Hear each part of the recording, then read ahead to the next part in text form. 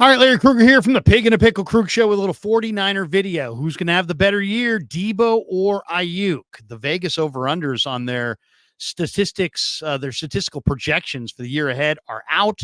We will peruse them and have that discussion coming up next. First, we're brought to you by Pig and a Pickle, the best barbecue in all of Northern California. Check them out. They're in Emeryville and Corte Madera. They're open 7 days a week from 11 a.m. till 8 p.m. or until they run out. Go say hi to Damon. Go say hi to Mary. Tell them the Krug sent you. Get some brisket chili. Enjoy Pig and a Pickle. And this video is brought to you by our good friends at Underdog Fantasy. Check the link in the description. Use the promo code Krug, Krueg, and they will match you up to your first $100. All right, who's going to have the bigger year?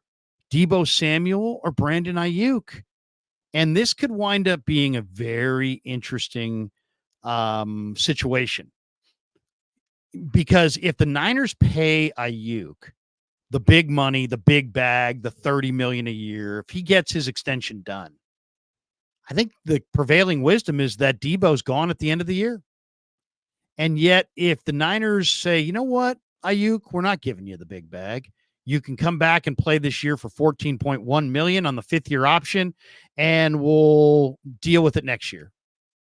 Then it's a matter of who's going to have the better year, Deebo or Aiyuk, and then you've got a little bit more flexibility. Then if Deebo outperforms Aiyuk at the end of the year, you could franchise tag Aiyuk and trade him and keep Deebo. Deebo Samuel has put up some amazing numbers. If you really look at the numbers he's put up in his career, he's put up some really, really good numbers. Numbers that anybody would just be excited about. I mean, Deebo has been a very productive football player with the 49ers, and he's put up some big numbers from time to time. And his yards after the catch are outstanding. He's among the leaders, it seems like, in many of these categories. I mean, it seems like on a regular basis. There's a lot to like about Deebo's production. He produces, and he has produced, and he's been consistent. So, but Aiyuk is probably going to stay healthier going forward. And so let's take a look at these numbers, because to me, it's interesting. If you sign Aiyuk, Deebo's gone at the end of the year. If you make Aiyuk play on the fifth-year option, then it's a competition between Deebo and Aiyuk to see who has the better year, and probably you could keep either one and move off of either one at the end of the year. So in some ways, I think you could make a compelling argument that the Niners' best play is to basically, be real strong with Aiyuk and just not give in and make him play for $14.1 million this year and keep that urgency and keep that motivation up. If you pay him, he kind of loses motivation. If he loses motivation and has a mediocre year, and Deebo has a big year, but you have to get rid of Deebo because you can't afford him because you're paying Aiyuk, I don't know if that's going to be a good thing. Maybe it's in the Niners' best interest to just let him compete for it and see who has the best year, and then decide who you think is going to stay healthier, who you think is going to be more productive, who you want to stay with, who you want to move off of. Deebo's doing a lot of the right things right now. He's working out hard. He looks like he's in great shape. He looks like he's going to show up in camp ready to roll. And, looks like he's going to let his play do his talking. All right, let's look at some of the over-unders. The Vegas over-under on Aiyuk receptions is 74.5. 74.5 receptions for Aiyuk. The over-under on Deebo receptions, 60.5. So they're expecting Aiyuk to have more catches. The over-under on receiving yards for Aiyuk is 1,000.5. He went for over 1,300 yards last year. And I think his numbers will come down in this area, but that's pretty much right on it. I think he's going to be right around 1,000 yards. For Deebo, the over-under on his receiving yards are 775.5. So 775.5. And the over-under on regular season receiving touchdowns for Aiyuk is 6.5. For Deebo, it's 5.5. So where would I bet on these as far as over-unders? I would say the over-under on Aiyuk receptions at 74.5, I'd go under. I'd go under. On the over-under at 1,000.5 receiving yards, I'd go over. I'd go over, but I think it's going to be really close. I think he's probably somewhere between 1,000 and 1,100 yards this year. And then as far as the Aiyuk over-under on touchdowns, 6.5. I would probably go over, but I think that's also right on the money. I think he's looking at 7 or 8 touchdowns, but that's over. So I will go over on regular season touchdowns for Aiyuk, over on receiving yards, but just barely. And I would probably say under on receptions. He'll have 74 or less receptions. Now, Deebo, I would say he's going to be under in receptions. I think he's going to be over in receiving yards. I think he gets over 800 receiving yards. And as far as over under touchdowns at 5.5, I'm going to say over. Deebo scores touchdowns. He absolutely does. If you ask me, what do I actually envision for Deebo and Aiyuk this year? I envision these guys having very, very comparable years, which is why I think it's a little problematic to give Aiyuk a big bag of $30 million when I think it's very possible that Deebo might outperform him this year. And that could make, we think about, well, hey, is there going to be locker room disharmony if the Niners don't take care of Aiyuk? What if they do take care of Aiyuk and Deebo badly outperforms him? You think there's going to be some locker room disharmony then? As week after week after week, Deebo's like, looks like, I'm out of here at the end of the year, but man, I'm the number one receiver on this team this year. But I guess I'm not getting paid. I guess I'm going to get shown the door. I guess I'm going to get traded. I mean, this is going to be if you pay everybody, you're taking a major risk. They've already paid Deebo. So if they paid Aiyuk, they'd be paying both their top receivers. You'd be taking a risk that there'd be some regression. But, and if you don't pay him and he has a huge year, his price tag goes nothing but higher. But if you look at it last year, Aiyuk had 75 catches on 105 targets for 1,342 yards, 7 receiving touchdowns. And then Deebo played 15 games. He had 60 catches on 89 targets, 892 yards, 7 touchdowns. So he also scored 7 touchdowns. That's receiving. Now, Deebo also had 5 touchdowns rushing.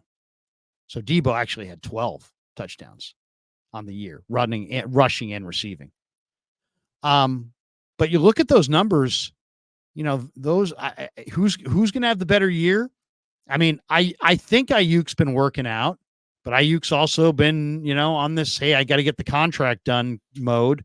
And it looks like Deebo's really seriously working out. My guess is Deebo goes over the yardage and over the touchdowns, the receiving touchdowns, maybe under on the total receptions. But I think there's a very good chance that these guys have very comparable years. And if you've signed Aiyuk and Deebo's, going to be shown the door, that may make for an awkward room. Or if you don't sign Aiyuk and you've got Deebo and Aiyuk having similar years, then it's just a matter of who do you want to pay at the end of the year? So, what's in the best interest of the 49ers? I think it's in the best interest of the 49ers to have Aiyuk play on the 5th-year option. And let's see what kind of year he has. Let's see what kind of year Deebo has. And let's see what kind of year Cowing has. And let's see what kind of year Pearsall has.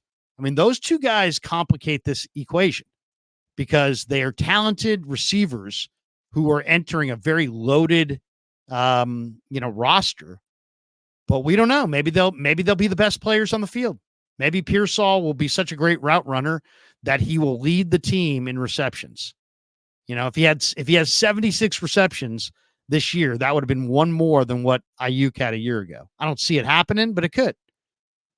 Jacob Cowing. Is Jacob Cowing going to be a star, a big play down the field, vertical threat? The Niners version of Tyreek Hill, and he's just going to be instant production, or is he just going to have moderate production? So, I mean, to me, what makes this so complicated is one, you don't know who's going to show up in shape and who's going to show up out of shape. We don't know how many balls Pearsall's going to get, how many balls Cowing's going to get. How often do they use McCaffrey on checkdowns?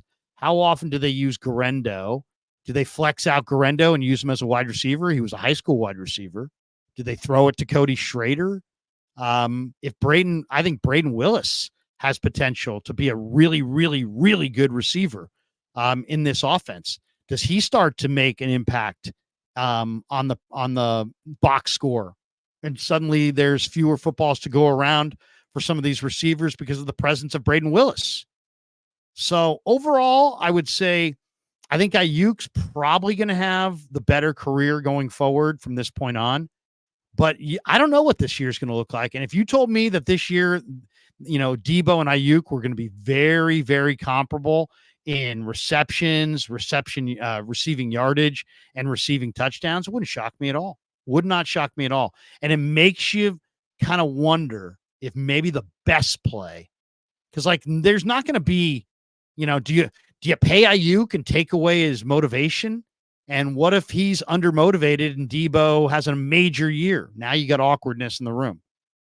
Do you not pay Aiyuk and then he's sitting there all year? Man, I wish I was paid. I wish they had taken care of me. They took care of Christian. They're going to take care of Purdy.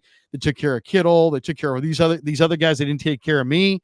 That's always a risk that you could have some locker room dysfunction there. So, but I think overall, if you said what is going to keep Aiyuk and Deebo both motivated, I think, bring Aiyuk back on that 5th-year option and let him compete. Let him compete. Let him see who the more productive receiver is. Let's see if the two of them competing can result in the team winning a Super Bowl. Let's see how they play not just in the regular season. Let's see how they produce in the playoffs. Let's see how they produce in the conference title game. Let's see how they produce in the Super Bowl. Let's see who steps up with the money on the line. I think it might be, the more we get into this dialogue, it might be in the Niners' best interest. Let Aiyuk play on the 5th-year option. Let these guys compete all year long and see what Pearsall is. Find out what Cowing is. And then make your big decision with Deebo, whether to trade him or not. And with Aiyuk, whether to extend him or not. I think you want to do this on your timeline. And if I'm the 49ers, my timeline's not this year. My timeline's next year. Next year's when I have to pay Brock. Next year is when I'm going to have a much better idea if Pearsall and Cowing can play. Next year, I'm going to have a feeling of how Deebo and Aiyuk's production stacked up against each other this year. So I would wait. I would absolutely wait and make Aiyuk play on that 5th-year option.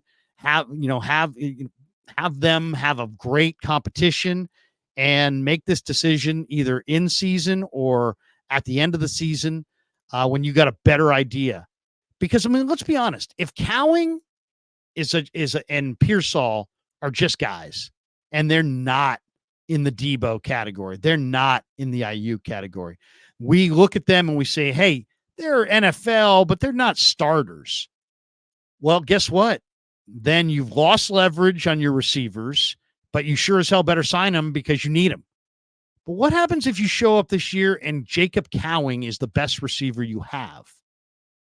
What if you get into games and Cowing and Pearsall are lighting defensive backs ablaze and looking awesome? Then you're going to be really, really happy that you didn't extend Brandon Aiyuk if that winds up being the case. So since you don't know what you're getting out of Pearsall, you're not really 100% sure what you're getting out of Cowing. And we don't know to what degree Aiyuk or Deebo's, is he going to age well? Is he going to age poorly? Did all the talk about extending Aiyuk and moving off of Deebo motivate him? Is he going to find some new career path? He's already a kind of a one of one. He's a very unique player. He's a very difficult player to replace. But I would like to wait. I want to see what Deebo does this year. I want to see what Jacob Cowing, Jacob Pearsall, or what Ricky Pearsall is and Jacob Cowing is. I want to know what these guys are before I make this decision. Not like, oh, I just signed Aiyuk for some monster deal. Oh, and by the way, he's now my third best wide receiver because Cowing and Pearsall are that good. Or, you know what? I didn't sign Aiyuk or Deep. I didn't sign Aiyuk to an extension, but guess what? I saw Pearsall and he's just okay. And I saw Cowing and he ain't bad. He's better than Danny Gray, but he's not near as good as Deebo and Aiyuk. Okay, well then in that situation you got to pay Aiyuk and you got to really take care of him. So I like to make informed decisions. And I think the 49ers probably do as well. So why not put off this decision that you're having to make right now while you're largely uninformed and put it off till next year and watch these two receivers compete, see who has the better year, find out what you have in the two rookies, and make this call either late in the year or after the year. To me, that's the route I would go. Tell me what you think in the comments below. Thanks to Pig and a Pickle for being the title sponsor of the Krug Show. Thanks to Underdog Fantasy and Sharp Corner Sports Cards and Collectibles for sponsoring this video. And thanks to all of you guys for supporting the Krug Show on YouTube.